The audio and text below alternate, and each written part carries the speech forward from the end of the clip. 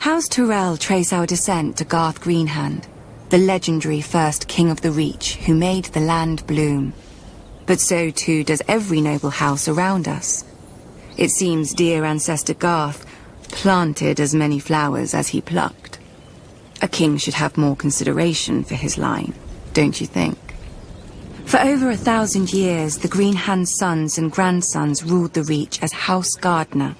The offshoots of his daughters grew into vast and powerful houses in their own right, except for House Tyrell. We chose instead to serve our Gardener cousins faithfully as stewards, to manage their stronghold of Highgarden and the daily affairs of the Reach. Our words are growing strong. And under our stewardship, the Reach did just that. As did we. Until a blundering king almost cost us everything. Aegon Targaryen had landed in Westeros. King Mern allied us with the Rock to repel the upstart's army.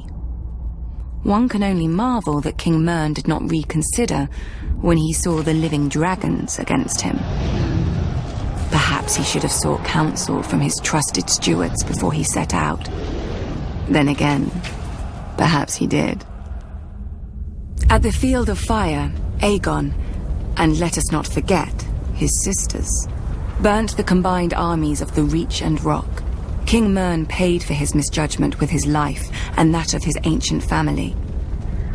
In a day, the Reach had lost its king, its ruling house, and most of its army. Thankfully for everyone, my ancestor, Harlan Tyrell, had better sense.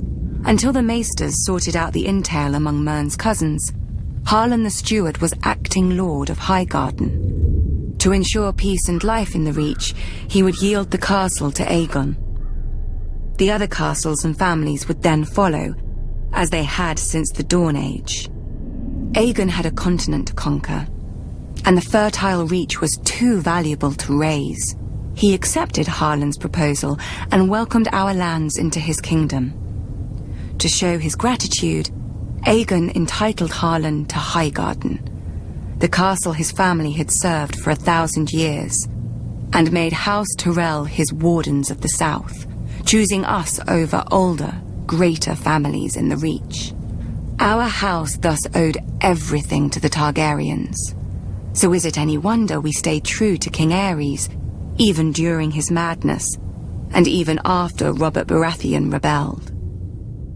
Some may question my father for laying siege to the Baratheons' home, instead of marching to aid Prince Rhaegar before Robert could kill him and scatter the royal army. But let us not forget that we had already dealt Robert his only defeat of the war at Ashford. If Lord Tywin Lannister had not vanquished the Mad King so suddenly, our siege would have destroyed Robert's home and his brothers, and won the war for Aerys. But when the Targaryens fell, House Tyrell again chose peace and prosperity over war and devastation, and bent the knee to King Robert Baratheon, first of his name. We returned to Highgarden to manage the affairs of the Reach, as we had for thousands of years, and will for 1,000 more. Other great houses take lions and wolves for their sigils, and draw their power from the gold in their mountains or the cold of their winters.